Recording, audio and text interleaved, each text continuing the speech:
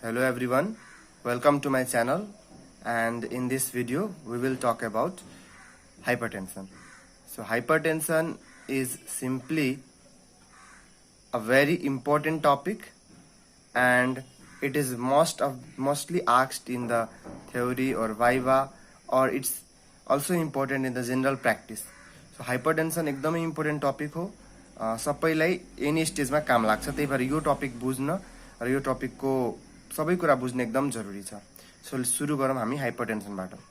So hypertension भनेको के हो? Simply when the blood pressure is high above the normal. So when the blood pressure is normal भन्दा यदि blood pressure high हुन्छ भने we will call it hypertension. अब blood pressure भनेको के हो त? So blood pressure means the lateral pressure exerted by the blood on its wall is known as blood pressure. यानी कि let's suppose यो कुनै blood vessel छ हैन, र यो ब्लड भेसलमा ब्लड फ्लो गरिरहेछ, ब्लड के भइरहेछ, फ्लो गर्दैछ, र ब्लड फ्लो गरेपछि ब्लडले के गर्छ, ल्याटरली तिर वालमा प्रेसर ल्याइरहेको हुन्छ हैन। दिस ल्याटरल प्रेसर जुन कि ब्लडको फ्लोको कारणले गर्दाखेरि वालमा जुन प्रेसर लाग्छ यसलाई हामी ब्लड प्रेसर भन्छौं।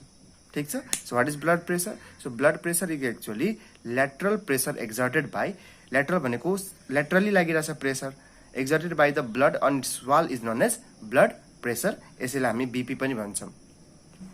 सो मैले के भने कि हाइपरटेन्सन कति बेला भन्ने त? हाइपरटेन्सनलाई मैले सर्ट फर्म एसटीएन बाट भनेछु। जब बीपी हाई हुन्छ we will call it hypertension. So hypertension is a condition when the blood pressure is high. अब के भन्छ कि यो हाइपरटेन्सन जुन छ एउटा कस्तो कन्डिसन हो त? This is a chronic condition, यानी कि कुनै पनि मान्छेमा ब्लड प्रेसर हाई जुन हुन्छ त्यो आज भोलि एकै दिनमा हुने, 2 दिनमा हुने, 3 दिनमा हुने कुरा हैन, एउटा क्रोनिक कन्डिसन, यानी कि एउटा मान्छेलाई लङ टाइम देखि त्यो प्रोसेस चलिरहेको हुन्छ बडीमा, र त्यसपछि बल्ल यो डिजिज इभिडेन्ट हुन्छ। यानी कि यो डिजिज भनेको तपाईले एक्युट हुँदैन, प्राय क्रोनिक हुन्छ। क्रोनिक भनेको एउटा लङ टाइमसम्म चल्छ, यानी कि this disease process occurs in a long time, यानी 2 year, 3 year, 4 year, 5 year, 10 years र लङ टाइमसम्म लङ प्रोसेसमा चलेर मान्छेलाई बल्ल ब्लड प्रेसर हुने गर्छ। सो बेसिकली यो जुन हाइपरटेन्सन छ त्यो कस्तो कन्डिसन छ? It's a chronic condition most of the time. अब हाइपरटेन्सनमा हामीले एउटा कुरा पहिला के बुझ्नु पर्यो, अलिक फ्याक्ट्सहरु। सो हाइपरटेन्सनलाई के भन्छ? It is a silent killer. Hypertension के हो त? एउटा साइलेन्ट किलर हो। तपाईले साइलेन्टली यसले किल गरिदिन्छ, तपाईले थाहा पनि हुँदैन मलाई के भइराछ, र तपाई एकैचोटी तपाईको बडीमा मोर्बिडिटी र तपाईले मोर्टालिटीमा पुगाउन सक्ने यसको क्षमता हुन्छ, यानी कि इट इज साइलेन्ट किलर। अर्को पोइन्ट, 2010 को डेटाबाट हेर्दाखेरि वर्ल्डमा अलमोस्ट 1 बिलियन मान्छेलाई के थियो त? हाइपरटेन्सन थियो। यानी कि हाइपरटेन्सन त्यो त 2010 को डाटा हो। अहिले 2020 को डाटा यदि हेर्ने हो भने आई थिंक कि वर्ल्ड को 30 to 40% पपुलेसनलाई के छ त? हाइपरटेन्सन छ। सो त्यही भएर हाइपरटेन्सन कति धेरै कमन कुरा हो कि त्यो तपाईले बुझ्न मेन थाहा पाइहाल्नुहुन्छ हैन। यो तपाईलाई one of the most common condition जुन हामी क्लिनिकल प्र्याक्टिसमा पाउँछौं त्यो भनेको हाइपरटेन्सन। त्यही भएर जुनै पनि डाक्टरले हाइपरटेन्सन बुझ्न र यसको ट्रिटमेन्ट बुझ्न सबैभन्दा धेरै जरुरी कुरा हो। अर्को के भन्छ? हाइपरटेन्सन कारणले गर्दाखेरि जुन सिम्पटमहरु डेभलप हुन्छ त्यो कि त सिम्पटमहरु एकदम, हाइपरटेन्सन यस्तो डिजिज हो जसको सिम्पटम चाहिँ एकदम धेरै लेट अवस्थामा, यानी कि कसैलाई हाइपरटेन्सन भएर हाइपरटेन्सन हुन थालिसक्यो तर हाइपरटेन्सन हुँदा हुँदै पनि सिम्पटम चाहिँ खासै देखिएको हुँदैन, तर त्यही हाइपरटेन्सनको अब मान्छेले ट्रिटमेन्ट गराएन भने एकदम लेट अवस्थामा के हुन्छ त? यदि हाइपरटेन्सन डायग्नोज भयो भने त्यति बेला सिम्पटमहरु देख्न सक्छ। कि त हाइपरटेन्सनले गर्दाखेरि कुनै कम्प्लिकेसन भएर बल्ल कम्प्लिकेसन देखिन्छ, यानी कि हाइपरटेन्सनको सुरुवाती अवस्थामा तपाईले केही पनि सिम्पटमहरु केही पनि देख्दैन। यो कुरा जान्न एकदम इम्पोर्टेन्ट छ। त्यही भएर त यो साइलेन्ट किलर हो, किनभने सुरुमा मान्छेलाई केही सिम्पटमै हुँदैन, अनि सुरुमा सिम्पटम नभए मान्छेले अब मान्छेको त बानी हो यतिकै त रुटिन चेकअप गर्न जाँदैनन्, मान्छेलाई केही सिम्पटम आयो भने बल्ल जाने हो। अब सिम्पटम यो बिमारीमा आउँछ लेट, यानी कि जबसम्म मान्छे अस्पताल पुग्छ तबसम्म मान्छेमा धेरै किसिमको खराबी और हाइपरटेन्सनले गर्दाखेरि बडीको डिफरेन्ट कुराहरु ड्यामेज भइसकेको और केही केही जोस इलनेस भइसकेको हुन्छ अनि बल्ल चाहिँ मान्छेको डिजिज चाहिँ डायग्नोस भइरहेको हुन्छ। सो बीपी को फर्मुला हुन्छ तपाईलाई stroke volume into heart rate into total peripheral resistance. के भयो त? यो भयो stroke volume into heart rate. Stroke volume into heart रेटलाई हामी एज अ होलमा के भन्छौँ त? Cardiac output. के त? Cardiac output. टीपीआर भनेको टोटल पेरिफेरल रेजिस्टेन्स। अब यो भिडियोमा म एकदम धेरै डिटेलमा कार्डियक आउटपुट, टोटल पेरिफेरल रेजिस्टेन्सको एकदम धेरै डिटेलमा जादिन, तर अलि ब्रिफ कन्सेप्ट दिइहाल्छु। स्ट्रोक भोल्युम भनेको के हो, कार्डियक आउटपुट भनेको के हो, टोटल पेरिफेरल रेजिस्टेन्स भनेको के हो। So what is stroke volume? The amount of blood pumped by heart per systolic contraction. यानी एउटा सिस्टोलिक कन्ट्राक्सनमा कति अमाउन्ट अफ ब्लड हार्टले पम्प आउट गर्छ, यानी हार्टले इजेक्ट गर्छ, that is known as stroke volume. Now what is total peripheral resistance? Total peripheral resistance is actually resistance created by the arterioles to the flow of blood। यानी कि arterioles हरूले केही किसिमको resistance भनेको बाधा हैन, रेजिस्टेन्स भनेको अ काइन्ड अफ अब्स्ट्रक्सन जुन त्यसले क्रिएट गर्छ। आर्ट्रियोल्सहरूले किन क्रिएट गर्छ? आर्ट्रियोल्सको आफ्नो इलास्टिसिटी हुन्छ र आर्ट्रियोल्सको आफ्नो टोन हुन्छ। त्यो इलास्टिसिटी र टोनको कारणले गर्दाखेरि जुन रेजिस्टेन्स क्रिएट गर्छ आर्ट्रियोल्सहरूले, त्यो रेजिस्टेन्सको कारणले गर्दाखेरि हार्टलाई अलि एक्स्ट्रा अब प्रेसर लाउनु पर्छ पम्प आउट गर्नको लागि, र त्यो टोनले गर्दा पनि के हुन्छ त? त्यो ब्लड भेसल्सहरुमा एक्स्ट्रा प्रेसर जस्तो हुन्छ। That is actually total peripheral resistance. So total peripheral resistance बुझ्नको लागि हामी यो फिगर हेर्छौं। यो फिगरमा मैले देखाएको छु तपाईलाई लेफ्ट एट्रियम, लेफ्ट भेन्ट्रिकल, अनि यो मैले तपाईलाई देखाएको छु एओर्टाहरु, and these are the basically these are arterioles. यो के मैले देखाए त? आर्टेरियोल्स देखाए। अब यो आर्टेरियोल्सहरुमा के हुन्छ त? डिफरेन्ट काइन्ड अफ रिसेप्टरहरु प्रेजेन्ट हुन्छ। सो डिफरेन्ट काइन्ड अफ रिसेप्टर्सहरु प्रेजेन्ट छ आर्टेरियोल्सहरुमा। र अर्को कुरा त्यो रिसेप्टरहरुमा डिफरेन्ट हर्मोनहरुको, डिफरेन्ट न्यूरोट्रान्समिटरहरुको के हुन्छ त? त्यसमा रोल हुन्छ। यानी कि डिफरेन्ट न्यूरोट्रान्समिटर, डिफरेन्ट हर्मोन्सहरुको के हुन्छ त? यो भेसल्सहरुमा इन्फ्लुएन्स हुन्छ। अब यो सबैले गर्दाखेरि के हुन्छ त? यो भेसल्सहरुको आफ्नो एउटा टोन हुन्छ। यानी कि एउटा आफ्नो स्ट्रक्चरमा बस्छन् यिनीहरु, र त्यो टोन इन्क्रिज हुन सक्छ, कुनै बेला डिक्रिज हुन सक्छ। दैट डिपेन्ड कि कुन बेला कति न्यूरोट्रान्समिटर निस्किरहेछ र कतिले त्यो रिसेप्टरहरुलाई एक्टिभेट गरिरहेछ। अब लेट्स सपोज कि कुनै मान्छेमा यो टोन बढ्यो, र टोन बढ्दाखेरि के हुन्छ त? जुन ब्लड, अब लेट्स सपोज कि लेफ्ट भेन्ट्रिकलले कुनै ब्लड फाल्यो हैन, अब लेफ्ट भेन्ट्रिकलले ब्लड फाल्यो भने, पम्प आउट गर्यो भने, यो ब्लडहरु कता आउँछ त? यही आर्टेरियोल्सहरुमा आउँछ। अब यो आर्टेरियोल्सहरुमा जुन ब्लड आउँछ, त्यो ब्लडलाई एक्चुअली के हुन्छ त? यदि टोन धेरै छ भने, यानी कि धेरै यहाँ टोन छ भने, यताबाट आउने ब्लडहरु यता भेनतिर जान सक्दैन, किनभने सो लेट्स सपोज कि यो हामीले भेन्युल्सहरु पनि मैले देखाइसके। अब यहाँ मानौ कि यो आर्टेरियोल्सहरुमा टोन बढी छ भने, यहाँबाट जुन आउने ब्लडहरु, जुन भेनतर्फ जाने ब्लडहरु छ, त्यो जाने ब्लडमा के हुन्छ? एउटा एक किसिमको त्यसलाई जानमा डिस्टर्ब हुन्छ। यानी कि त्यहाँ जानको लागि, आर्टेरियोल्सबाट भेनतर्फ जानको लागि ब्लड फ्लोमा केही किसिमको रेजिस्टेन्स आउँछ। के आउँछ त? ब्लड फ्लोमा केही किसिमको रेजिस्टेन्स आउँछ। र यो रेजिस्टेन्स भनेको यस्तो हुँदैन कि अब कुनै पर्टिकुलर एरियाको आर्टेरियोल्समा मात्रै आयो, पुरै बडीको हरेक एरियामा चाहिँ रेजिस्टेन्स क्रिएट भइरहेको हुन्छ हैन। त्यही कारणले गर्दाखेरि यसलाई हामी टोटल भन्ने हुन्छौं। टोटल। अरु पेरिफेरल किन भन्छौं? किनभने यो सबै कुरा भनेको हार्ट तर्फ छैन, सबभन्दा पेरिफेरी यानी कि अवे तर्फ छ, त्यही भएर यसलाई पेरिफेरल भन्छौं। So this is the total peripheral resistance. The total peripheral resistance भनेको resistance created by the arterioles हैन, ड्यू टु इट्स टोन। र टोन जुन हुन्छ त्यो डिफरेन्ट कुराले इन्फ्लुएन्स हुन सक्छ। यानी कुनै न्यूरोट्रान्समिटरले इन्फ्लुएन्स हुन सक्छ, कुनै अब क्याटाकोलामाइन्सहरूले इन्फ्लुएन्स हुन सक्छ, यानि कि इपिनेफ्रिन, नोरेपिनेफ्रिन, एडिनालिन, नोरेडिनालिनले इन्फ्लुएन्स भएर टोन बढ्न सक्छ। र टोनहरू जे कारण पनि टोन बढ्यो भने के हुन्छ, ब्लड फ्लोलाई यताबाट आर्ट्रियल्सबाट भेन्युल्सतर्फ जानलाई गाह्रो हुन्छ र यसले गर्दाखेरि के हुन्छ, अब ब्लडहरू जान पाएन भने ब्लडहरूको प्रेसर अब यता यो साइडमा त बढ्छ नि त, आर्ट्रियुलर साइडमा त प्रेसर बढ्छ, किन ब्लडहरू यता यो भेन्युअल साइडमा जान पाइरहेको छैन। यानि कि यो आर्ट्रियुलर साइडमा प्रेसर बढ्यो, आर्ट्रियोल्सबाट प्रेसर बढ्यो भने धीरे धीरे अब त्यही प्रेसर ट्रान्समिट भएर त आर्ट्रिजहरूमा पनि जान्छ भनेपछि अल्टिमेटली प्रेसर पुरै सिस्टेमिक सर्कुलेसनमा बढ्न चाहिँ जान्छ। सो त्यही भएर टोटल पेरिफेरल रेजिस्टेन्सलाई पनि हामी बीपीमा include गरेछौँ।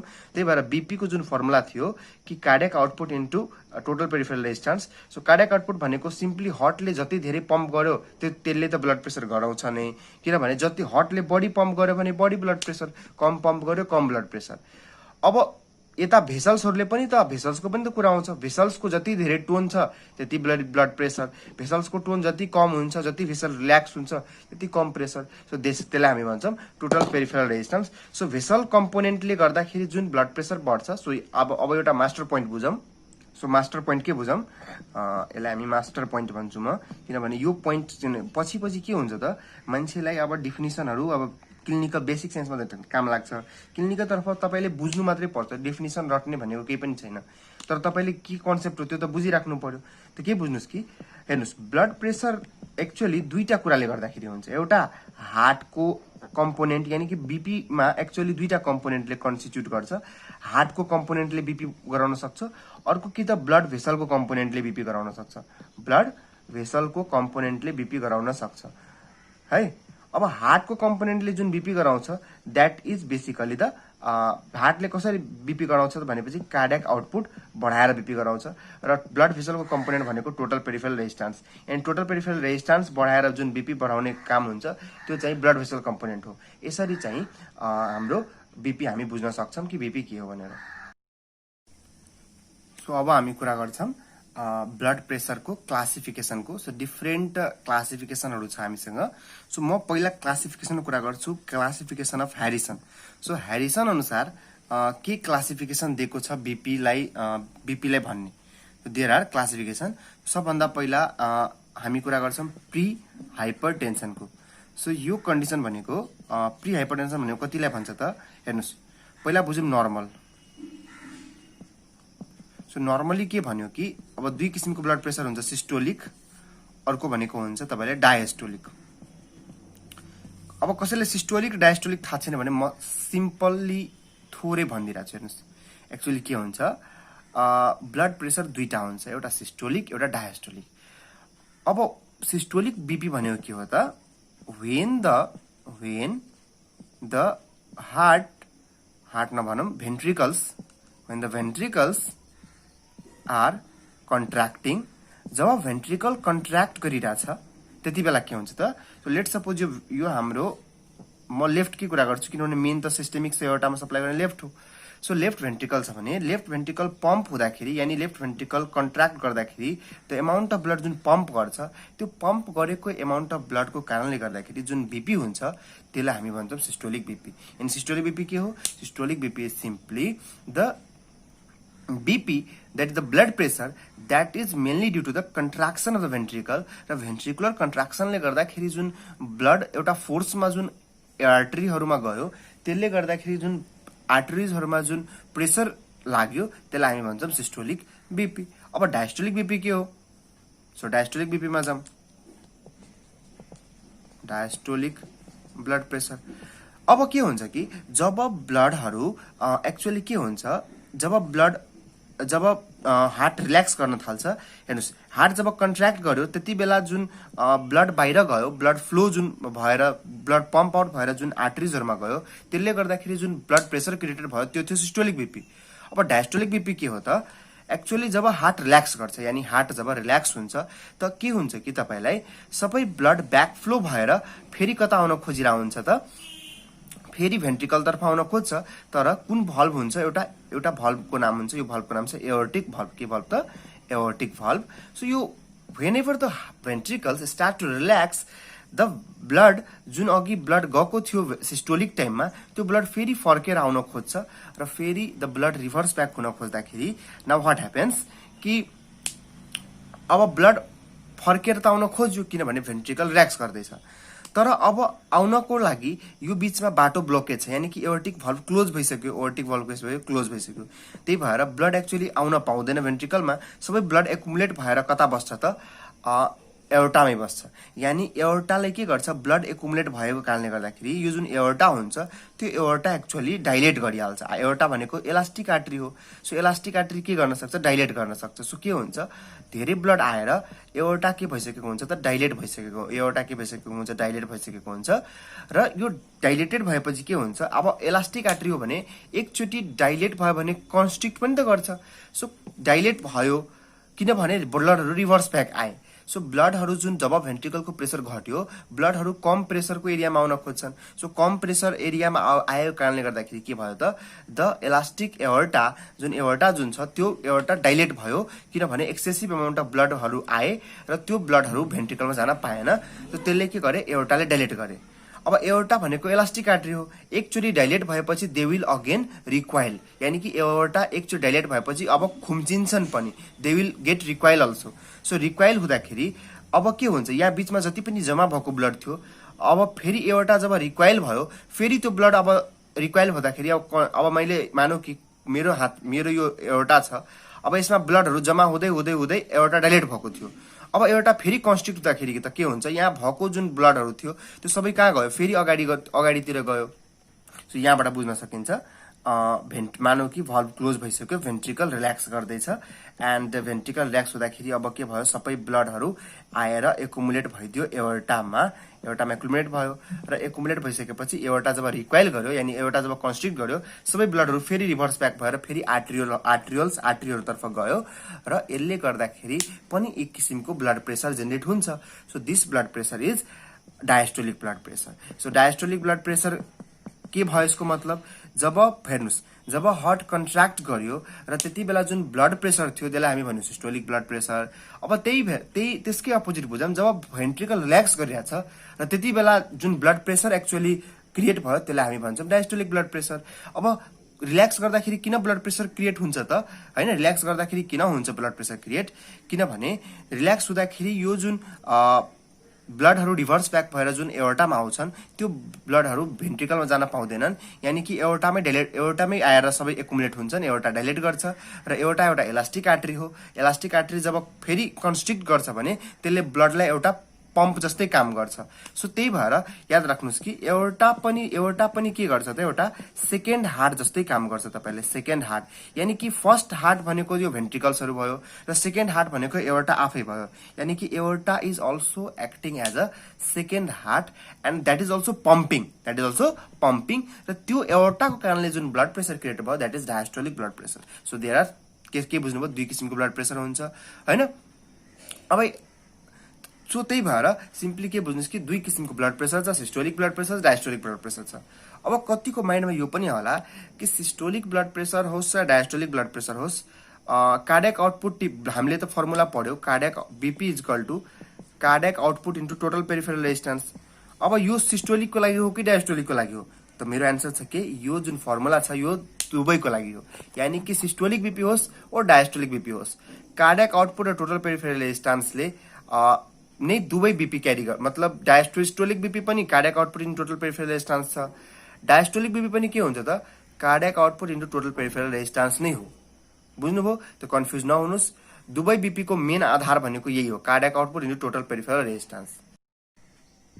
So let's study the classification of the hypertension. So first of all we will talk about the classification by Harrison. Harrison मा के छ कि नर्मल बीपी भनेको 120 मिलिमिटर अफ मर्करी भन्दा कम सिस्टोलिकमा र डायस्टोलिकमा 80 mm अफ मर्करी भन्दा कम। प्री हाइपरटेन्सन भनेको hypertension अहिले छैन भएको तर नर्मल पनि मान्छे छैन, यानी 120 to 139 र 80 to 89 डायस्टोलिकलाई हामी भन्छौँ प्री हाइपरटेन्सनको स्टेज। स्टेज 1 भनेको सिस्टोलिक, अब स्टेज 1 बाट जुन यो जति पनि स्टेज 1 भनेको अब यहाँबाट हाइपरटेन्सन बिगिन भइसक्यो भनेपछि यो ठाउँहरुबाट के भयो त हाइपरटेन्सन सुरु भइसकेछ। अब स्टेज 1 भनेको सिस्टोलिक बीपी 140 to 159 र डायस्टोलिक बीपी 90 to 99। स्टेज 2 भनेको ग्रेटर देन 160 स्टेज र डायस्टोलिक भनेको greater than 100. So this is the classification by the Harrison. सो यो एकदम स्ट्यान्डर्ड क्लासिफिकेसन छ र मेरो विचारले यही फलो गर्नुपर्ने सबै डक्टर्सले. सो हामी हाइपरटेन्सन कति बेला भन्ने, यदि ब्लड प्रेसर 140 भन्दा बढी छ सिस्टोलिक र डायस्टोलिक 90 भन्दा बढी छ भने we will call the patient that the patient is of hypertension. अब नर्मल त बुझि नै सक्नुभयो. प्री हाइपरटेन्सन पेसेन्टलाई हामीले मेडिकेसनहरू दिँदैनौँ. We will only suggest the lifestyle modification. So stage 1 को पेसेन्टमा हामी लाइफस्टाइल मोडिफिकेसन पनि गर्न खोज्छौँ, मेडिकेसन पनि दिन खोज्छौँ. प्री हाइपरटेन्सनको पेसेन्ट छ भने हामी उसलाई भन्छौँ तपाईँ हेर्नुहोस् अब तपाईँको फ्युचरमा हाइपरटेन्सन हुनसक्छ, त्यही भएर तपाईँ के गर्नुहोस् त, तपाईँ अब लाइफस्टाइल मोडिफाई गर्नुहोस्. यानि अब जति पनि ब्लड प्रेसरको रिस्क फ्याक्टरहरू छ, हाइपरटेन्सनको रिस्क फ्याक्टर सबैले थाहा होला. ओबेसिटी भयो, सेडेन्टरी लाइफस्टाइल भयो, एक्सर्साइजहरू गर्दैन, राति ढिलो सुत्छ, चाँडो उठ्दैन, होइन, धेरै एक्सेसिभ फ्याटवाला फुडहरू खान्छ, जङ्क फुडहरू खान्छ. फिमेलहरूमा चाहिँ ओरल कन्ट्रासेप्टिभ पिल्सहरूले हाइपरटेन्सन गराउन सक्छ, अर्को स्ट्रेसले गराउन सक्छ. सो डिफ्रेन्ट कारणहरू छ हुने, होइन. सो त्यो जो सबै कारणहरूलाई त्यो करेक्ट गर्दै जानु पर्यो. त त्योहरू हामी गर्न खोज्छौँ. So this was about Harrison. अब अर्को एउटा गाइडलाइन्स छ जसलाई भन्छ American Heart Association. American Heart एसोसिएसनले एउटा छुट्टै क्लासिफिकेसन दियो जुन मलाई लाग्छ सबभन्दा बकवास क्लासिफिकेसन हो. पुरै क्लासिफिकेसन भरिमै सबभन्दा फकटिया कसैले क्लासिफिकेसन दिएछ भने त्यो अमेरिकन हार्ट एसोसिएसनले क्लासिफिकेसन दिएको छ. अब हामी स्टुडेन्ट छौँ भने हामीलाई यो कुराहरू थाहा हुनु पर्यो. तर क्लिनिकल प्र्याक्टिसमा यो क्लासिफिकेसनको म खासै युज देख्दिनँ. किन यो क्लासिफिकेसन राम्रो छैन कि हेर्नुहोस् त, यहाँ यो क्लासिफिकेसन अनुसार के भनेछ कि ल एलिभेटेड भनेको कि नर्मल भन्दा बढी छ, यानि कि 120 र 129 को बिचलाई यसले भन्यो कि यो एलिभेटेड भइसक्यो. लेस देन 80 लाई पनि यसले एलिभेटेडै भनेछ. अर्को हेर्नुहोस्, स्टेज 1 भनेको यो यसले हाइपरटेन्सन भनिसक्यो, यानि यसले 130 बीपीलाई नै हाइपरटेन्सन भन्न खोज्यो. यानि कि कसैलाई 130 to 139 को बिचमा ब्लड प्रेसर छ भने त्यसलाई म भन्छु अब हाइपरटेन्सन पेसेन्ट हो यो. तर अरू क्लासिफिकेसनमा त 140 पछि बल्ल स्टेज 1 आएको थियो, यहाँ 130 मा स्टेज आएको छ भनेपछि यो भनेको तपाईँले के हो, अमेरिकन हार्ट एसोसिएसनले दलाली गर्यो होला. दलाली कोसँग गर्यो त, फार्मा कम्पनीसँग गर्यो. सो धेरै फार्मा कम्पनीहरू हुन्छन्, होइन.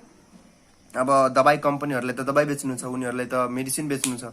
अब मेडिसिन बेच्नु छ, अब मेडिसिन चाहिँ अब यतिकै पेसेन्टलाई डक्टरले मानौ न अब तपाईँले 130 बीपीमै तपाईँलाई मेडिसिन दिन थाल्यो भने कति धेरै पेसेन्टहरू तपाईँलाई अब बीपीको मेडिकेसन लिएर यतिकै पनि त बीपीको पेसेन्ट बढिरहेछ. र यदि क्लासिफिकेसनलाई म 130 मा मात्रै मानेर हिँड्छु भने अझै त्यो फार्मा कम्पनीको ड्रगहरू अझै बेचिन्छ, उसलाई अझै फाइदा हुन्छ. यो सबै भनेको मिलीभगत हो फार्मा कम्पनीको. नत्र यो क्लासिफिकेसन भनेको मलाई लाग्यो कि सबभन्दा फगडिया क्लासिफिकेसन हो जुन कि एकदमै इरिलेभेन्ट टाइपको क्लासिफिकेसन देखिए. तर एज ए स्टुडेन्ट हुनुहुन्छ तपाईँ हामी सबजना, so we have to remember this classification कि यो क्लासिफिकेसनमा जो स्टेज 1 लाई 130 to 139 लाई स्टेज 1 मानियो, 80 to 89 लाई डायस्टोलिकमा स्टेज 1 मानेको छ, ग्रेटर देन 140 लाई स्टेज 2 र ग्रेटर देन 90 लाई स्टेज 2 मानेछ. So now let's study the type of hypertension. So basically hypertension जुन हुन्छ बेसिकली हामी 2 टाइप्सको हाइपरटेन्सन पढ्छौँ. The first type is known as essential hypertension. And the essential hypertension जुन छ त्यो most of the 80 to 85% जुन केस हुन्छ almost त्यो भनेको चाहिँ essential hypertension हुन्छ, होइन. 80 to 85 पनि नभनौँ, म त भन्छु 90 to 95%. So 90 to 95% of the cases are basically essential hypertension. Essential hypertension लाई हामी इडियोप्याथिक हाइपरटेन्सन पनि भन्छौँ. के त इडियोप्याथिक हाइपरटेन्सन, यानि कि यस्तो हाइपरटेन्सन यसको कज एक्ज्याक्ट थाहा छैन, होइन. सो के हुन्छ त, exact etiology is unknown. So exact के कारणले गर्दाखेरि हाइपरटेन्सन छ त्यो कुरा चाहिँ अननोन हुन्छ. सो यो कुरा हाम्रो भयो के को त essential hypertension. So basically essential हाइपरटेन्सनको एउटा नाम भयो एसेन्सियल हाइपरटेन्सन, अर्को नाम भयो इडियोप्याथिक हाइपरटेन्सन, यसको अर्को नाम छ प्राइमेरी हाइपरटेन्सन. सो के मैले भने कि जति पनि हाइपरटेन्सनको पेसेन्ट हामी फेस गर्छौँ डे टु डे लाइफमा त्यसमध्ये 90 to 95% पेसेन्ट चाहिँ हामी यो प्राइमेरी हाइपरटेन्सन र एसेन्सियल हाइपरटेन्सनकै हुन्छन्. यसलाई प्राइमेरी किन भन्छ किनभने एक्ज्याक्ट इटियोलोजी थाहा हुँदैन. Another type of hypertension is basically known as secondary hypertension. अर्को जुन किसिमको हाइपरटेन्सन छ यसलाई भन्छ सेकेन्डरी हाइपरटेन्सन, यानि कि the person is not having the hypertension as a main problem कि अर्कै छ, र त्यो प्रब्लमले गर्दाखेरि हाइपरटेन्सन पनि भइरहेछ। यानी कि देयर इज सम पैथोलोजी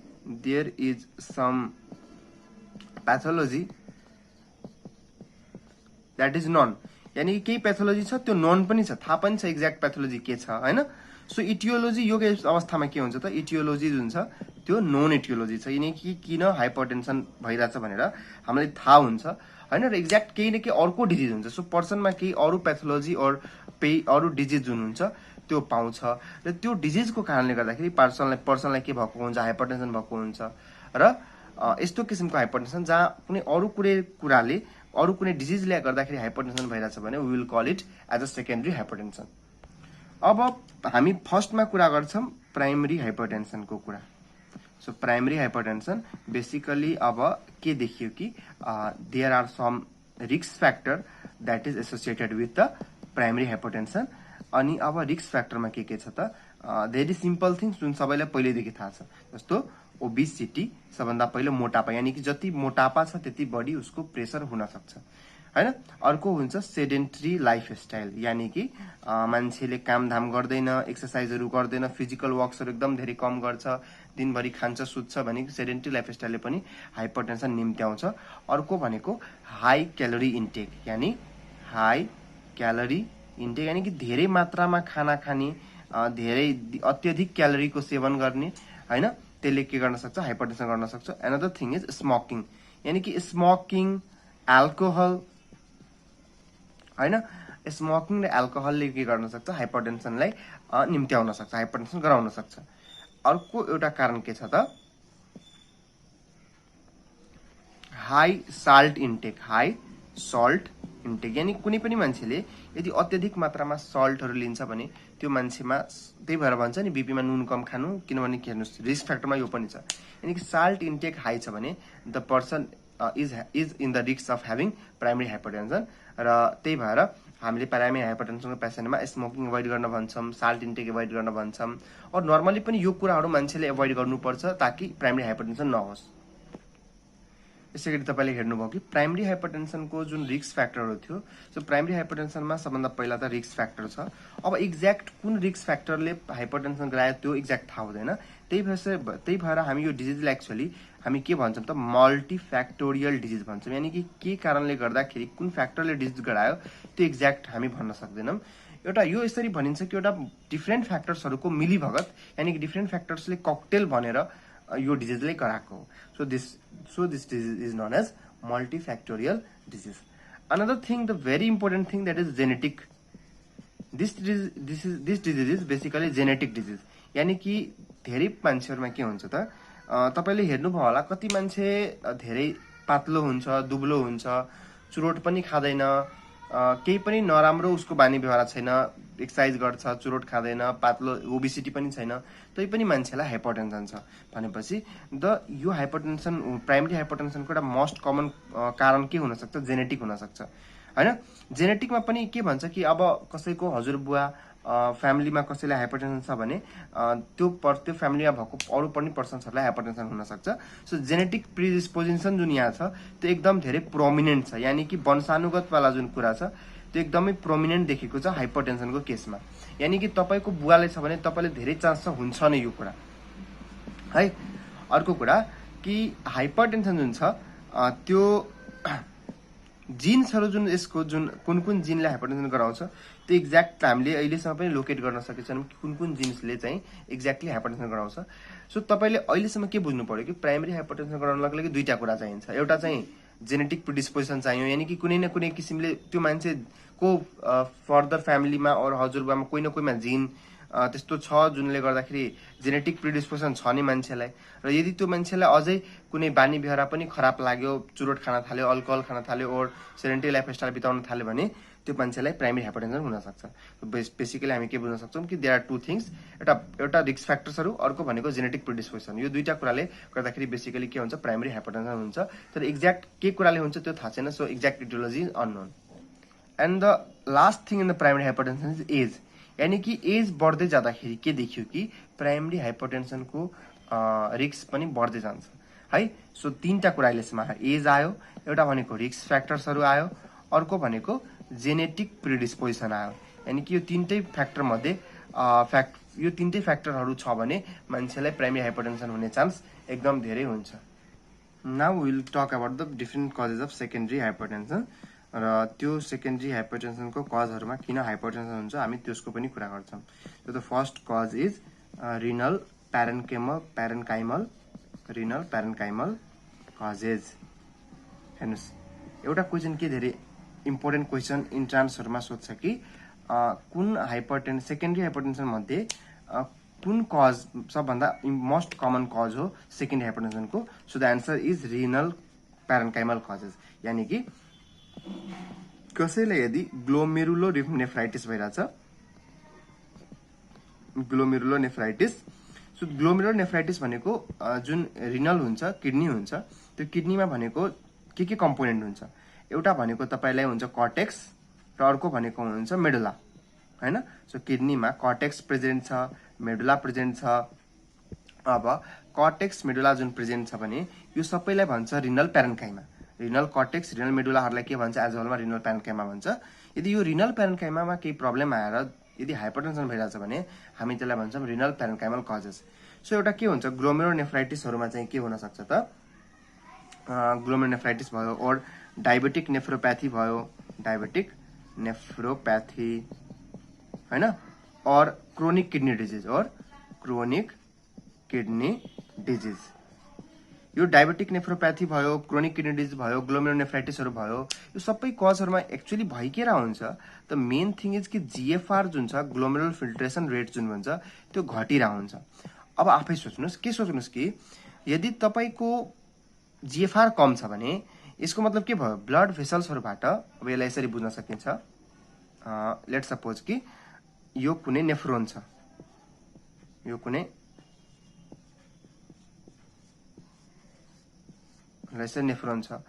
अब मानौ कि कुनै ब्लड भेसल्सहरूबाट, अब के बुझ्नु पर्यो कि एक्चुअली यो ब्लड भेसल्स छ र मानौ कि यो ठाउँमा ग्लोमेरुलस छ। अब ग्लोमेरुलसबाट जति amount of blood filter out हुन्छ त्यसलाई हामी के भन्छौँ, ग्लोमेरुलर फिल्ट्रेसनको एमाउन्ट भन्छौँ, यानी ग्लोमेरुलर फिल्ट्रेट भन्छौँ। र 1 मिनटमा कति एमाउन्ट अफ जुन ब्लड छ त्यो फिल्टर आउट हुन्छ त्यसलाई हामी ग्लोमेरुलर फिल्ट्रेसन रेट भन्छौँ। अब एक्चुअली के भएको हुन्छ कि यो डिजिजहरूमा के हुन्छ, जीएफआर घट्छ, यानी कि ब्लड एक्चुअली जति ब्लड पम्प यता जुन एक किसिमको छानिएर आउनुपर्ने रिनल ट्युब्युल्समा, नेफ्रोनमा त्यति ब्लड छानिएर आउँदैन। अब त्यति ब्लड फिल्टर आउट भएर आउँदैन भने त्यो ब्लडहरू यसको मतलब कहाँ छ, त्यो ब्लडहरू स्टिल यसको मतलब ब्लड भेसल्समै छ। सो ब्लड भेसल्समा ब्लडको मात्रा, इट मिन्स पुरै मात्रा राम्ररी छानिएर आएको छैन। युरिन के हुन्छ त, युरिनको एमाउन्ट एकदम धेरै घटिसकेको हुन्छ यो डिजिजहरूमा, र यो कारणले गर्दाखेरि ब्लड भोल्युम एक्चुअली कम भइरहेको छैन।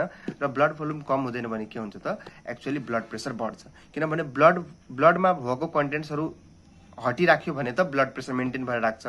तर ब्लडमा भएको कुराहरू यदि हटिरहेको छैन, ब्लडमा भएको ब्लडहरू, प्लाज्माहरू त्यहीको त्यही छ, युरिनमा गइरहेको छैन केही पनि भने त्यो कुराहरूले गर्दाखेरि ब्लड प्रेसर राइज हुन्छ। सो यसरी गर्दाखेरि रिनल प्यारेन्काइमल कजहरूले गर्दाखेरि बेसिकली जीएफआर डिक्रिज हुन्छ।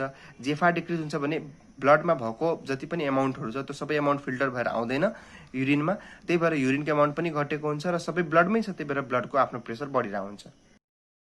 So the first cause was renal parenchymal cause, जुन कि मोस्ट कमन कज थियो सेकेन्डरी हाइपरटेन्सनको। Second common cause is renovascular causes. के त, रिनोभास्कुलर कजेस, यानी कि रिनोभास्कुलर कजमा के पर्छ त, यानी कि रिनल भेसल्सहरूकोबाट भएको कारणले गर्दाखेरि हाइपरटेन्सन, यानी कि दे आर रिनल स्टेनोसिस। के त, renal stenosis, renal आर्टरीको stenosis.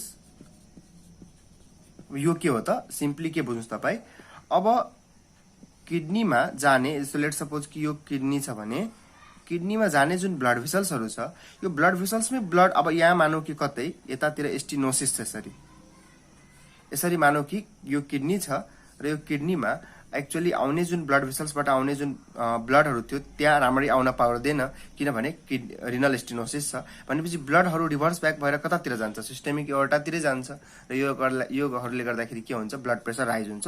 So यसलाई भन्छ रिनल स्टेनोसिस। र रिनल स्टेनोसिस पनि एउटा कारण छ कि मान्छेलाई हाइपरटेन्सन हुन सक्छ। अर्को कुरा, लेट सपोज कि कुनै मान्छेमा अब के भइसक्यो कि रिनल आर्टरीमा एथेरोस्क्लेरोसिस भइसकेछ। के भइसकेछ? एथेरोस्क्लेरोसिस भइसकेछ। यानी कि यहाँ पनि त्यही कुरा भयो, न्यारोइङ त भएन आर्टरीको, तर आर्टरीको ल्युमेन न्यारो भइसक्यो, किनभने यो यहाँ एथेरोस्क्लेरोसिस छ हैन।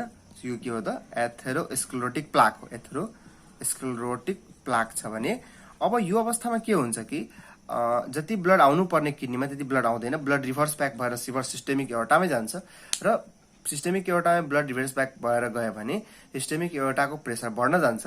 द्याट्स वाइ के हुन्छ त मान्छेलाई ब्लड प्रेसर बढ्छ। So the another cause is renal atherosclerosis, renal भेसलको atherosclerosis. Another thing is fibromuscular dysplasia. Fibromuscular dysplasia. So दुईटा कज पढिसकेपछि तेस्रो नम्बरको कज छ मेटाबोलिक सिन्ड्रोम। के त? Metabolic syndrome. So metabolic syndrome एउटा यस्तो मेटाबोलिक डिसअर्डर हो जसमा the person will have the central obesity. So central obesity के हो? जुन मान्छेलाई हामीले हेरेछौँ कि लेट सपोज कि यो कुनै मान्छे छ भने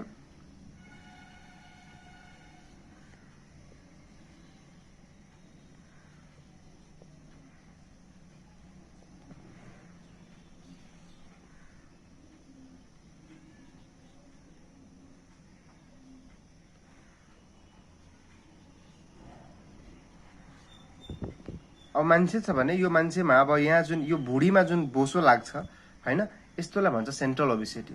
सो सेन्ट्रल ओबेसिटी कसैलाई छ भने त्यो मान्छे सेन्ट्रल ओबेसिटी यानी कि मेटाबोलिक सिन्ड्रोमको पेसेन्टमा सेन्ट्रल ओबेसिटी हुन्छ, यानी कि भुँडीमा यो जुन एब्डोमेन छ एब्डोमिनल रिजनमा बोसो लागेको हुन्छ। सो त्यसैलाई भन्छ central obesity. Another thing is the person will have the high blood glucose level, यानी कि ब्लड ग्लुकोज लेभल हाई हुन्छ।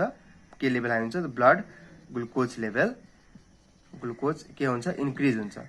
अर्को कुरा द पर्सनको जुन ट्राइग्लिसराइड लेभल हुन्छ ब्लडमा त्यो इन्क्रिज हुन्छ र एचडिएल जुन हुन्छ त्यो डिक्रिज भएको हुन्छ हैन। र यस्तो मान्छेहरुमा के भइरा हुन्छ? इम्पेयर्ड ग्लुकोजको राम्ररी टोलरेन्स भइरा हुँदैन, यानी कि इम्पेयर्ड ग्लुकोज टोलरेन्स हुन्छ। अब यो जति पनि सिम्पटम छ यो सिम्पटमहरु मध्ये यदि तीनवटा पनि सिम्पटम छ भने एटलिस्ट 3 सिम्पटम छ भने हामी त्यो पेशेन्टलाई भन्छौं यो पेशेन्ट मेटाबोलिक सिन्ड्रोमको पेशेन्ट हो। र मेटाबोलिक सिन्ड्रोमको पेशेन्ट छ भने त्यो पेशेन्टलाई यो फ्याटहरुको लेभल एकदम धेरै हाई भएर त्यो पेशेन्टलाई के हुन्छ त? हाइपरटेन्सन हुन्छ। र यस्तो किसिमको हाइपरटेन्सनलाई हामी सेकेन्डरी हाइपरटेन्सनमा हामीले राखेको छौं। यो secondary hypertension. So metabolic syndrome कसैलाई छ भने यसलाई मेटाबोलिक सिन्ड्रोमलाई सिन्ड्रोम एक्स पनि भन्छ, कतिले के भन्छ त? सिन्ड्रोम एक्स पनि यसको अर्को नाम हो। सो मेटाबोलिक सिन्ड्रोम छ भने मान्छेलाई हाइपरटेन्सन हुन्छ र यस्तो हाइपरटेन्सन तपाईले किन भएको छ त? मेटाबोलिक सिन्ड्रोमको कारण भएको छ। यो मतलब मेटाबोलिक डिसअर्डर हुन्छ र यो डिसअर्डरको कारणले गर्दाखेरि मान्छेलाई ओबेसिटी भइरा हुन्छ, ब्लड ग्लुकोज लेभल भइरा हुन्छ, बढिरा हुन्छ, ट्राइग्लिसराइड बढेको हुन्छ, एचडिएल लेभल कम भएको हुन्छ र मान्छेलाई हाइपरटेन्सन पनि हुन सक्छ। सो टोटली यो डिजिजमा कतिवटा कुरा छ? 5वटा कुरा छ, यानी कि एउटा सेन्ट्रल ओबेसिटी, एउटा ब्लड ग्लुकोज लेभल इन्क्रिज छ, ट्राइग्लिसराइड इन्क्रिज छ, एचडिएल डिक्रिज छ र अर्को हाइपरटेन्सन छ।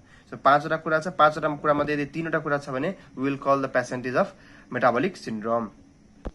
चौथो कारण छ सेकेन्डरी हाइपरटेन्सनको अब्स्ट्रक्टिभ स्लीप एप्निया, यानी कति पेशेन्टहरुमा के हुन्छ त? यदि ओबिज पेशेन्टहरुमा बेसिकली, सो ओबिज पेशेन्टहरुमा के हुन सक्छ? पेशेन्ट सुतेको बेला they will produce loud snoring sound, यानी कि when they sleep they will produce loud snoring sound, यानी कि धेरैचोटी खराटे लिन्छ, स्नोरिङ लाउड साउन्ड। र यो जुन लाउड स्नोरिङ साउन्ड हुनुहुन्छ त्यो एक्चुअली यस्तो हुन्छ कि घरमा सबैजनालाई डिस्टर्ब भइरा हुन्छ, यानी कि एउटा मोटो मान्छेले गर्दाखेरि सबै घरमा प्रब्लम आइसक्यो। हेर्नुस् यति धेरै जोरले खराटे लिन्छ कि तपाईको पनि निन्द्रा हराउँछ। अर्को कुरा खराटे लिँदा लिँदै के हुन्छ? अचानक बीचमा उसलाई एप्निया भइदिन्छ, यानी तपाई कस्तो पेशेन्टको कम्प्लेन हुन्छ और उसको आमा बाउको कस्तो कम्प्लेन हुन्छ और कसैको बिहे भएछ भने उसको वाइफको के कम्प्लेन लिएर आउँछ कि मेरो हस्बेन्डलाई सुत्ने बेला राति एकदम जोर जोरले स्नोरिङ गर्नुहुन्छ, यानी खराटे लिनुहुन्छ र अचानक बीचमा खराटे बन्द भइहाल्छ। So this is known as period of apnoea. So सुतेको बेला यो एप्निया आयो, यसैलाई भन्छ अब्स्ट्रक्टिभ स्लीप एप्निया। र एप्निया भएपछि के हुन्छ, मान्छे सास फेर्न एकछिनको लागि बन्द गर्छ। त्यो अवस्थामा मान्छेलाई के भइरहेको हुन्छ, हाइपोक्सिया भइरहेको हुन्छ, यानि कि अक्सिजन लेभल कम भइसकेको हुन्छ। र हाइपोक्सिया भएको कारणले गर्दाखेरि बडीमा डिफरेन्ट क्याटेकोलामिन्सहरू रिलिज हुन्छ। के रिलिज हुन्छ, क्याटेकोलामिन्स रिलिज हुन्छ। यानी क्याटेकोलामिन्स भन्नाले कि एड्रिनालिन, एड्रिनालिन हैन, नोरएड्रिनालिनहरु रिलिज हुन्छ। र यो सबै कुराहरुले के गर्छ त, अल्टिमेटली हामीलाई थाहा छ कि एड्रिनालिन, नोरएड्रिनालिनहरुको काम के छ, भ्याजोकन्स्ट्रिक्सन, अर्को हार्टको पम्प बढाउँछ, यानी कि यसले पनि के गर्छ, बीपी बढाउन सक्छ, यानी कि हाइपरटेन्सन गराउन सक्छ। सो यसरी अब्स्ट्रक्टिभ स्लीप एप्नियाले के गरेर हुन्छ, हाइपरटेन्सन गराइरा हुन्छ। 5औं नम्बरको कारण छ इन्डोक्राइन कजेस। सो इन्डोक्राइन कजेसमा सबभन्दा फर्स्ट कजको कुरा गर्छु म, दैट इज बेसिकली द हाइपरथाइराइडिज्म। यानी कुनै पनि मान्छेमा यदि थाइराइड हर्मोनको लेभल बढी छ भने, यानी कि T3, T4 को लेभलहरु इन्क्रिज छ भने, these are basically they activate the sympathetic nervous system. Sympathetic nervous सिस्टमलाई एक्टिभेट गर्छन् T3, T4 ले। र सिम्प्याथेटिक नर्भस सिस्टम एक्टिभेट गरेको कारणले गर्दाखेरि मान्छेमा के हुन्छ त, ब्लड प्रेसर बढ्छ। किनभने हामीलाई थाहा छ सिम्प्याथेटिक नर्भस सिस्टमले के गर्न सक्छ, एउटा त गराउँछ भ्याजोकन्स्ट्रिक्सनहरु गराउँछ, अर्को यसले के गराउँछ, हार्ट रेटहरु पनि बढाउँछ, अर्को के गर्छ, कन्ट्राक्टिलिटी पनि बढाउँछ, हार्टको कन्ट्राक्सन पावर पनि बढाइदिन्छ। सो अल्टिमेटली यसले के गर्यो त, ब्लड प्रेसर बढायो। सो अल्टिमेटली यो सबै कारणले गर्दाखेरि के हुन्छ, ब्लड प्रेसर बढ्छ हैन। अब यहाँ एउटा अलिक सबै मान्छे कन्फ्युज हुने अवस्था हुन्छ, हाइपोथाइराइडिज्म। हेर्नुस् के कन्सेप्ट याद राख्नुस् कि थाइराइड हर्मोन बढेर पनि हाइपरटेन्सन हुन्छ, थाइराइड हर्मोन घटेर पनि हाइपरटेन्सन हुन्छ। यानी कि हाइपोथाइराइडिज्मको पनि पेशेन्टलाई के भइरहेको हुन्छ, हाइपरटेन्सन भइरहेको हुन्छ। अब हाइपरथाइराइडिज्ममा हाइपरमा किन हुन्छ हामीले बुझिसक्यौं। हाइपरमा किन हुन्छ, हाइपरमा हुने कारण के, हाइपोमा किन हुन्छ कि एक्चुअली यहाँ के भइरहेको हुन्छ, बेसिकली फ्याटको मोबिलाइजेसन गर्ने काम गर्छ। हेर्नुस् त, फ्याट मोबिलाइजेसन गर्ने, यानी कि फ्याटको एक किसिमको बुझ्नु न, ब्रेकडाउन गर्ने काम गर्छ थाइराइड हर्मोनले। तर अब हाइपोथाइराइडिज्म छ भने फ्याट ब्रेकडाउनमा के हुन्छ, फ्याट ब्रेकडाउन डिक्रिज भइदिन्छ, फ्याटको ब्रेकडाउन डिक्रिज हुन्छ। अर्को कारणले, यही कारणले गर्दाखेरि के हुन्छ, बडीमा फ्याट एकुमुलेसन हुन थाल्छ। सो फ्याट एकुमुलेसन हुन्छ, फ्याटको के हुन्छ, एकुमुलेसन भइरहेको हुन्छ। र अर्को कुरा के भइरहेको हुन्छ कि यो फ्याटको एकुमुलेसन ब्लड भेसल्सको एरियामा भइरहेको हुन्छ, र योले गर्दाखेरि ब्लड भेसल्सको टोन इन्क्रिज हुन्छ, यानी कि टोटल पेरिफेरल रेजिस्टेन्स जुन हुन्छ त्यो बढ्न जान्छ। के हुन्छ त, फ्याट एकुमुलेट भएर ब्लड भेसल्सको टोनहरु इन्क्रिज हुन्छ, यानी कि टोटल पेरिफेरल रेजिस्टेन्स बढ्छ। र टोटल पेरिफेरल रेजिस्टेन्स बढ्छ, बडीमा मिक्स एडिमा हुन सक्छ। सो मिक्स एडिमाहरु हुन सक्छ हैन, खुट्टाहरुमा सबैमा स्वेलिङहरु आउन सक्छ हैन, मान्छेको बडी नै स्लगिस भइहाल्छ, यानी कि मान्छे अलिक एक्सरसाइज गर्न मान्दैन, उसलाई अल्छी लाग्छ सबै कुराले गर्दाखेरि। सो यो फ्याट मोबिलाइजेसन डिक्रिज भएको कारणले गर्दाखेरि अल्टिमेटली के भइरहेको हुन्छ, मान्छेमा ब्लड भेसल्सहरुको पनि टोन हुन्छ, त्यो टोन एकदम धेरै इन्क्रिज भइसकेको हुन्छ, यानी कि ब्लड भेसलको इलास्टिसिटी डिक्रिज भइसकेको हुन्छ। यानी सिम्पली के भन्नुस् कि इलास्टिसिटी जुन हुन्छ भेसल्सको, इलास्टिसिटी त्यो डिक्रिज भइसकेको हुन्छ। र ब्लड भेसल अब डाइलेटै गर्दैन भने त टोटल पेरिफेरल रेजिस्टेन्स बढ्छ कि बढ्दैन, बढ्छ, यानी कि टोटल पेरिफेरल रेजिस्टेन्स बढ्छ, अल्टिमेटली यसले के गर्छ, ब्लड प्रेसर बढाउँछ। सो यही कारण छ कि हाइपोथाइराइडिज्ममा ब्लड प्रेसर बढ्ने गर्छ।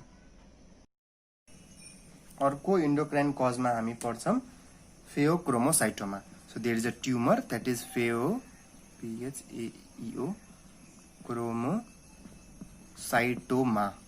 सो फेयोक्रोमोसाइटोमा जुन छ basically it is actually the adrenal glands को जुन क्रोमाफिन सेल्स हुन्छ। एड्रिनल ग्ल्यान्डमा दुईटा पार्ट हुन्छ। हेर्नुस्, एड्रिनल ग्ल्यान्डको दुईटा पार्ट हुन्छ, एउटा हुन्छ कर्टेक्स, एउटा हुन्छ medulla.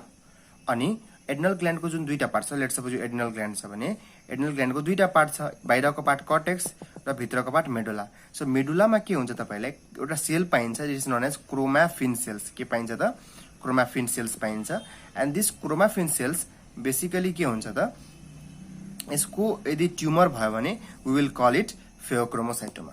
So pheochromocytoma is basically the tumor of chromaffin cells, and this chromaffin cells basically secrete the adrenaline, noradrenaline हैन, in a very large amount. Normally पनि यिनीहरूले यति नै सेक्रेट गर्छ। अब ट्युमर छ भने धेरै लार्ज अमाउन्टमा सेक्रेट गर्छ। हामीलाई थाहा छ कि एड्रिनालिन, नोरएड्रिनालिन के गर्छ, डिफरेन्ट फंक्सन गर्छ। एउटा त यसले भ्याजो कन्स्ट्रिक्सन गर्छ, के गर्छ भ्याजो कन्स्ट्रिक्सन गर्छ।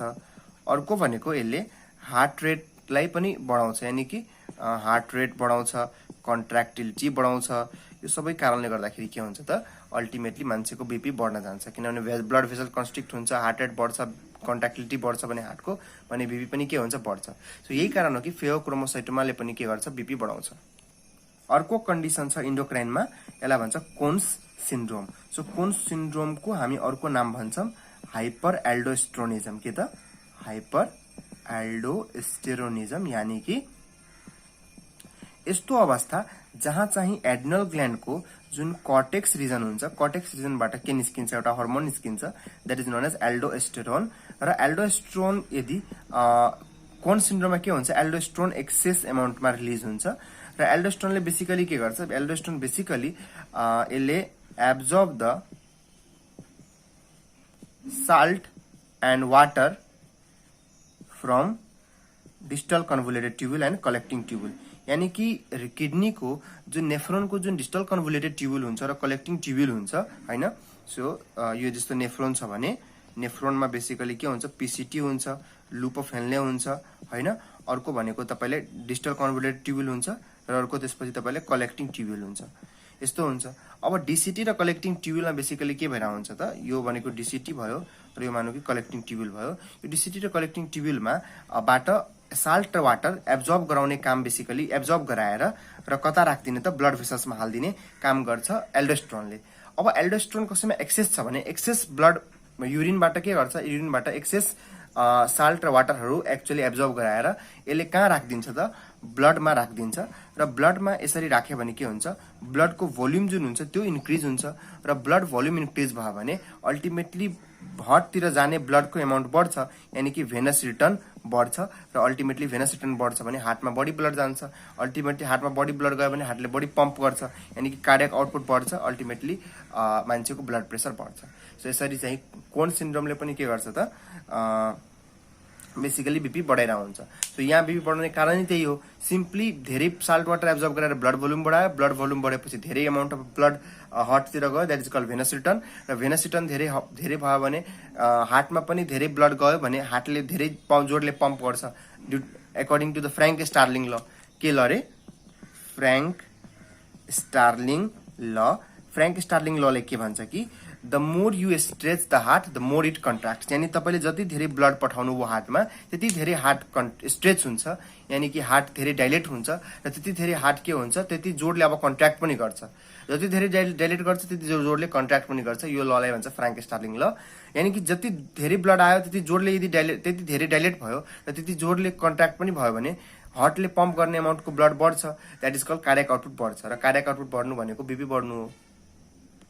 अब अर्को भनेको मेन्डेलियन कजेस अफ हाइपरटेन्सन, यानी कि मेन्डेल भन्ने एउटा अर्कै साइन्टिस्ट थियो, यो भनेको त्यो वाला मेन्डल होइन, यो त्यो जेनेटिक्स वाला मेन्डल होइन, अर्कै मेन्डल थियो, उसले पनि केही हाइपरटेन्सनको कजहरू दियो जुन कि सेकेन्डरी हाइपरटेन्सनमा पर्छ। So the first cause is Liddle syndrome. Liddle syndrome, so basically Liddle सिन्ड्रोममा के हुन्छ त जुन distal connective tubule distal convoluted ट्युब्युलहरूमा जुन तपाईँलाई सेल्सहरूमा यहाँ एउटा च्यानल पाइन्छ, यो च्यानलको नाम हो इपिथेलियल सोडियम च्यानल भन्छ। के च्यानल नाम हो इपिथेलियल सोडियम च्यानल। र यो च्यानलले के गर्छ बेसिकली Na र H2O लाई एब्जर्ब गराउँछ र पोटासियमलाई एक्सक्रिट गराउँछ। के गराउँछ त सोडियम वाटरलाई एब्जर्ब गराउने र पोटासियमलाई एक्सक्रिट गराउने।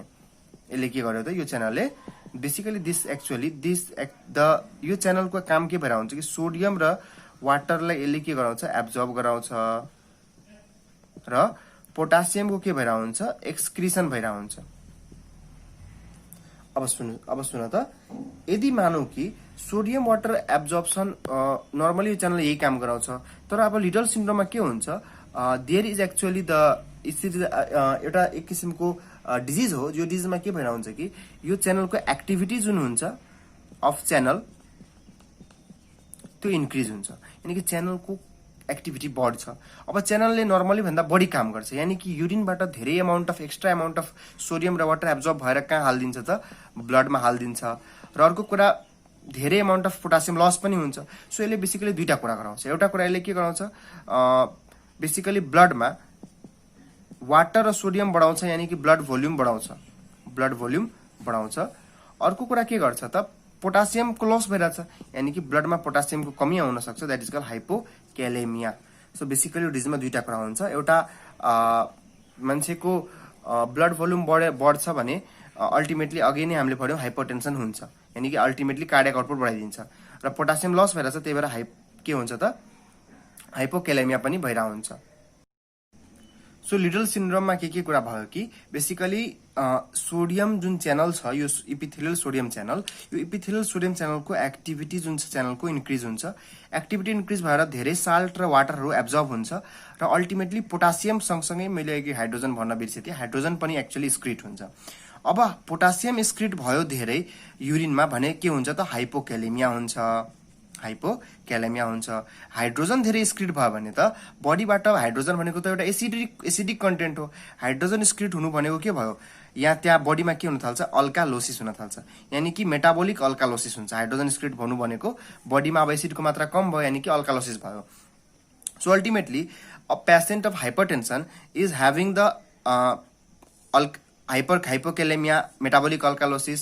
र हाइपरटेन्सन किन भइरहेछ, ब्लड भोल्युम बढ्छ। के हुन्छ त, ब्लड भोल्युम बढ्छ। ब्लड भोल्युम किन बढिरहेछ, सोडियम र वाटर धेरै एब्जर्ब भइरहेछ। किन धेरै एब्जर्ब भइरहेछ, किनभने च्यानलको एक्टिभिटी बढेको छ।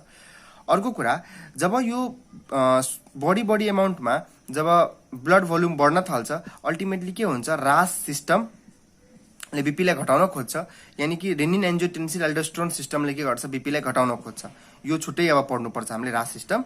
सो यसले बीपी घटाउन खोज्छ कसरी, यसले के गर्छ, रेनिनलाई एक्चुअली डिक्रिज पारिदिन्छ र यो सिस्टमले के गर्छ, एल्डोस्टेरोनलाई पनि डिक्रिज पारिदिन्छ। हेर्नुहोस्, सो यो यस्तो कन्डिसन हो जहाँ रेनिनको लेभल लो हुन्छ, एल्डोस्टेरोनको लेभल लो हुन्छ, हाइपोक्यालेमिया हुन्छ, तै पनि के भएर हुन्छ, हाइपरटेन्सन भएर हुन्छ। सो इन ट्रान्सफरबाट क्वेसन धेरै कमन क्वेसन छ कि कुन यस्तो अवस्था हो जहाँ चाहिँ रेनिनको मात्रा लो छ, एल्डोस्टेरोनको मात्रा लो छ, तै पनि हाइपरटेन्सन भएर हुन्छ भने that is Liddle syndrome. So Liddle syndrome is a condition जहाँ चाहिँ there is a low renin, low amount of aldosterone. किन लो हुन्छ, किनभने जुन यहाँ ब्लड भोल्युम जुन यहाँ किडनीबाट धेरै एमाउन्ट अफ सोडियमहरू जुन छानिन्छ, त्यसलाई जक्स्टा ग्लोमेरुलर एपारेटसले सेन्स गर्छ र त्यसले सेन्स गरेर अल्टिमेटली के भएर हुन्छ, रेनिन र त्यसले रास सिस्टमलाई एक्टिभेट गर्छ र रास सिस्टमलाई एक्टिभेट गरेर अल्टिमेटली रेनिन र एल्डोस्टेरोनको लेभलहरू, एल्डोस्टेरोन एन्जियोटेन्सिनको लेभलहरू घटिरहेको हुन्छ।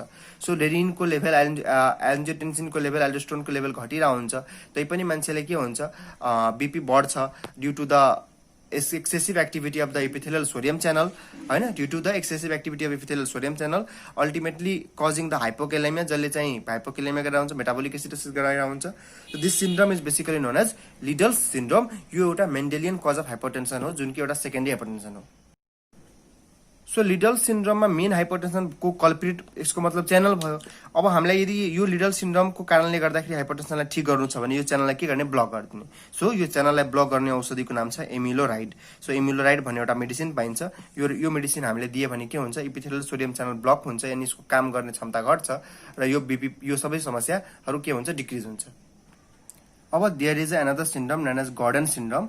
गॉर्डन सिन्ड्रोममा बेसिकली के हुन्छ त, जुन डिस्टल कन्भोल्युटेड ट्युब्युलमा एउटा अझै च्यानल हुन्छ जसलाई भन्छ सोडियम क्लोराइड को ट्रान्सपोर्ट। के त, सोडियम क्लोराइड को ट्रान्सपोर्ट, यानी कि सोडियम र क्लोराइड दुवै एक्चुअली एब्जर्ब हुन्छ ब्लडमा, दुवै के हुन्छ, एब्जर्ब हुन्छ ब्लडमा फ्रम द युरिन। अब यो गॉर्डन सिन्ड्रोममा के हुन्छ, यो च्यानलको फङ्सनको के हुन्छ, गेन अफ फङ्सन हुन्छ, यानी कि gain of function of sodium chloride को ट्रान्सपोर्ट। सोडियम क्लोराइड को ट्रान्सपोर्टको फङ्सनको गेन भएको कारणले गर्दाखेरि एक्चुअली धेरै मात्रामा साल्ट र वाटर कहाँ एब्जर्ब हुन्छ, ब्लडमा एब्जर्ब हुन्छ, यानी कि साल्ट एन्ड वाटर जुन हुन्छ त्यो एब्जर्ब हुन्छ र साल्ट एन्ड वाटर एब्जर्ब भएको कारणले गर्दाखेरि सो बडी साल्ट र वाटर एब्जर्ब भएपछि के हुन्छ, ब्लड भोल्युम बढ्छ र ब्लड भोल्युम बढेपछि बीपी पनि बढ्छ। सो त्यो हामीले अलरेडी डिस्कस गरिसकेका छौँ। सिम्पली सुरुदेखि म एकचोटि अझै भनिदिरहेको छु, गॉर्डन सिन्ड्रोम भनेको यस्तो सिन्ड्रोम हो जहाँ चाहिँ के हुन्छ त, WNK1 WNK2 म्युटेसन हुन्छ। यो पनि इन्ट्रान्स क्वेसन हो, कुन म्युटेसन हुन्छ गॉर्डन सिन्ड्रोममा। अर्को यो सिन्ड्रोममा के भएर हुन्छ कि जुन डिस्टल कन्भोल्युटेड ट्युब्युल छ, यो डिस्टल कन्भोल्युटेड ट्युब्युलमा जुन सोडियम र क्लोराइडको जुन को ट्रान्सपोर्टर हुन्छ त्यसको एक्टिभिटी बढ्छ, त्यसको फङ्सन बढ्छ। त्यसको कारणले गर्दाखेरि धेरै सोडियम क्लोराइड वाटरहरू एब्जर्ब भएर ब्लडमा आउँछ र ब्लडबाट अल्टिमेटली यहाँ मैले ब्लड बडी लेखेको छु, यो खासमा ब्लड हो र ब्लडमा आएर अल्टिमेटली के हुन्छ, ब्लड प्रेसर बढ्छ किनभने ब्लड भोल्युम बढ्छ। ब्लड भोल्युम बढ्यो भने भेनस रिटर्न बढ्छ, भेनस रिटर्न बढ्यो भने बडी अमाउन्ट अफ ब्लड हार्टमा गयो, हार्टमा धेरै अमाउन्ट अफ ब्लड गएपछि के हुन्छ, हार्ट बडी स्ट्रेच हुन्छ, बडी पम्प गर्छ, त्यसले बडी कार्डियक आउटपुट हुन्छ, अल्टिमेटली ब्लड प्रेसर बढ्छ। सो यसरी Gordon syndrome is also one of the cause of secondary hypertension, जुन कि मेन्डेलियन कज अफ हाइपरटेन्सनमा पर्छ। सो अनदर कज इज मेन्डेलियनमै दुईटा कज हामीले पढ्यो। तेस्रो कज छ पोलिसिस्टिक किडनी डिजिज, यानी यदि किडनीमा, सो यदि यो किडनी छ भने यो किडनीमा यदि सिस्टको मात्रा 2वटा और 2वटा भन्दा बढी छ भने we will call it polycystic kidney disease. र पोलिसिस्टिक किडनी डिजिजमा के देखिएको छ कि बेसिकली यस्तो डिजिजमा पनि हाइपरटेन्सन हुने गर्दछ है। सो पोलिसिस्टिक किडनी डिजिजको पेसेन्टलाई पनि हाइपरटेन्सन हुने गर्छ। अर्को कुरा कन्जेनिटल एड्रिनल हाइपरप्लाजिया, यदि कन्जेनिटली कुनै मान्छेको एड्रिनल ग्ल्यान्डको हाइपरप्लाजिया हुन्छ भने त्यहाँ के भएर हुन्छ, एउटा हर्मोनको डिफिसियन्सी हुन्छ, that is alpha hydroxylase. So there is a hormone known as alpha hydroxylase. Alpha hydroxylase हर्मोनको के भएर हुन्छ, डिफिसियन्सी हुन्छ। यो डिफिसियन्सी भएको कारणले गर्दाखेरि के हुन्छ त, अल्टिमेटली जुन कोलेस्ट्रोल सिन्थेसिसको पाथवे हुन्छ त्यो पाथवे हेर्दाखेरि के बेसिकली देखिरहेको हुन्छ कि अल्फा हाइड्रोक्सिलेज एउटा यस्तो इन्जाइम हो जुन इन्जाइमले बेसिकली कोलेस्ट्रोललाई, एक्चुअली यस्तो हुन्छ, म हजुरहरूलाई सानै अलि कन्सेप्ट दिन्छु। जुन कोलेस्ट्रोल एक्चुअली हुन्छ, कोलेस्ट्रोलबाटै के बन्छ त, कोलेस्ट्रोलबाटै सेक्स हर्मोनहरू बन्छ, कोलेस्ट्रोलबाटै तपाईँलाई एल्डोस्टेरोन पनि बन्छ। अब सेक्स हर्मोन बनाउन के बुझ्नुभयो, पहिला फर्स्ट कुरा के बुझ्नुहोस् कि कोलेस्ट्रोलबाटै सेक्स हर्मोन बन्छ, कोलेस्ट्रोलबाटै एल्डोस्टेरोन बन्छ।